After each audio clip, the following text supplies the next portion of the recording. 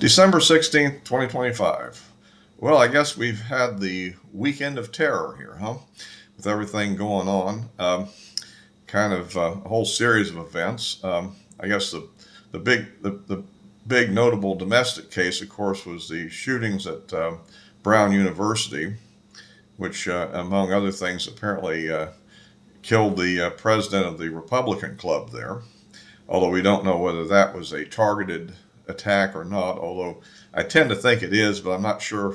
More I've learned, less I can clear exactly what the target was. And so we had a initial attempt. We got an individual from Wisconsin who had been traced down by cell phone, and of course that would be really crazy if somebody were to do something like this and take their phone with them, because all these modern phones like the iPhone and the and the Android phones, etc. These phones generally have batteries that you can't take them out, and so even when you turn them off, they'll still ping. But it turns out this guy was innocent and has hence been released, or at least, like, if he isn't innocent, he's no longer considered to be the person of interest, and I think pretty clear cut that they really isn't the right one.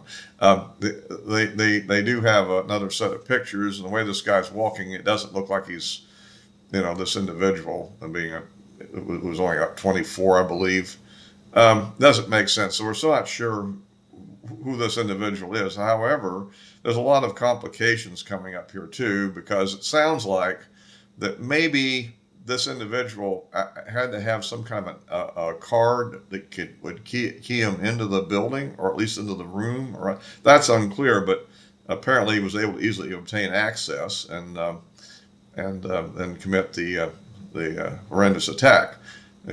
Fortunately, only 2 dead, and it looks like, compared to what could have been, and we don't know anything more about. One person apparently was nicked and had left the scene, and then was later turned in for treatment. 8 are wounded, some, I think 1 or some seriously. So this is a very serious situation, and we're still trying to find the guy. This is bad because we have a mass shooter that's still on the loose and presumably still armed and dangerous. Of course, so we don't know what other target he might go after, since we don't know the exact motive of this attack. Was it somebody who was going to fail the exam and was trying to leave this? We just don't know what it was, but that's something we're going to have to see. Probably not. I had, some of the original speculations seem to be maybe not too valid, so let's see where that's going. If you like these videos, please give me a like, click the bell for notifications, and please subscribe if you haven't already. So yeah, and also I post on Rumble, so if you prefer that site. So that's kind of how that one's going. I don't think that the FBI may get another bit of a black eye on that one.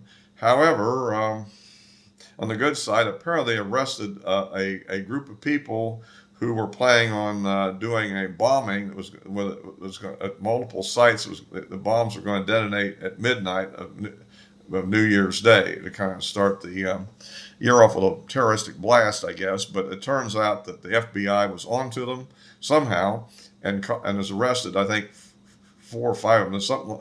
This group has the characteristic of, they refer to the United States, as Turkey Island or something like that. This is definitely a perfect example of the Hate America crowd personified. They apparently think that revolution is the only way to stop us from ruining the world or something. Where these Looney Tunes come from, I don't know. But at any rate, this bunch seems to be in custody. I don't know if there's any other co-conspirators that are still to be arrested or not. But there, I think the FBI came through pretty strongly and stopped the event before it occurred. And another big event, which of course is noted, is the one in Australia, which involved a lot more casualties, and I think showed a complete failure of Australian gun control policy, and also that letting in all these immigrants from all these Muslim countries and allowing them to organize all their hate campaigns and so forth. At any rate, and this was even complicated even more by the fact that presumably this incident occurred roughly, a block from a police station. And there were several police officers who were just looking on as these guys continued to shoot at these people with bolt action rifles. Now, we're not talking semi-automatics, which are banned in Australia, I guess, except for the army and certain police forces or something. But everybody else is not allowed to have this. I believe they're limited to bolt action rifles and even pump action shotguns, I believe, are banned there.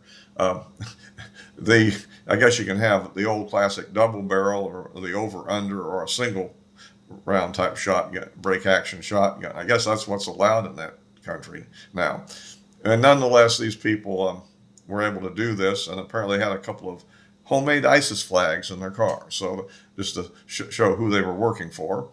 And of course, that's another one of these cases. I suppose now this liberal prime minister is now proposing even more gun control.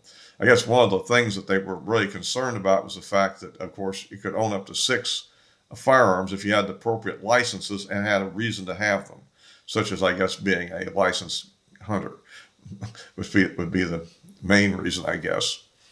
I don't know what else. Maybe target shooting for Olympic sports. I don't know, but I know that they're very restrictive, and of course, even there, you can have a mass murder event if somebody is clever enough using relatively slow firing weapons. And the bad news for them is these really were high powered rifles, unlike what you refer to like the AR-15, which is intermediate powered. And of course, I'm sure the wounds for the wounded are far more severe, especially if they're using your standard soft point hunting rounds. Not good. But at any rate, it's a horrible thing, a tragedy for the Jewish people there. And of course, they've been warned by the Prime Minister of Israel that there was a risk of this, because the Israeli intelligence, which coordinates with CIA and NSA intelligence, picks up these things as they develop. And there's also mentioned that these people had taken a trip to the Philippines, and there are some radical Muslim groups in the Philippines, so we wonder if they kind of hooked up with them while they were there. Very possible. So anyhow, it doesn't look like Australia is currently actually making the right kind of maneuvers to kind of put this thing down and prevent it from happening again. So, and then another thing, speaking of ISIS, of course, an incident in Syria where we lost 2 soldiers and an interpreter, who I believe was a civilian, the interpreter was, to an ambush attack.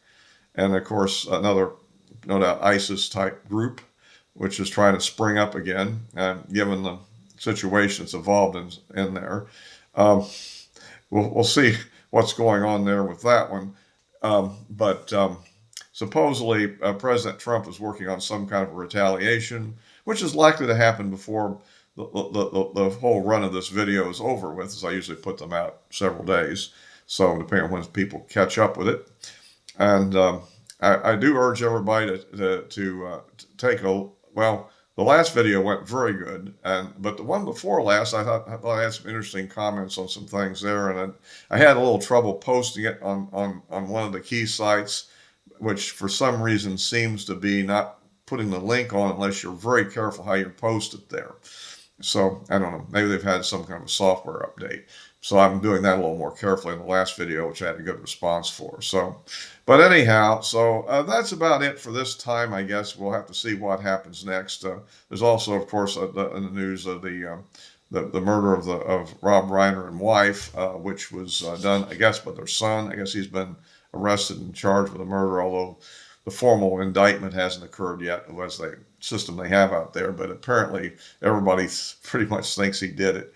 So. I don't know. He was a drug addict, and apparently it had a lot of conflicts. So a very sad thing to happen. I'm not necessarily a complete fan of his political viewpoints. However, he's made some interesting movies over the years, looking at the list of things that was there. And I'm pretty open to watching people's movies if they're not, politically motivated against my interests, so to speak. And a lot of them are just movies. So at any rate, I'll wrap this up for now. And as always, we'll be posting this on YouTube and Rumble. And the addresses of my social media accounts are in the description below. So all for now.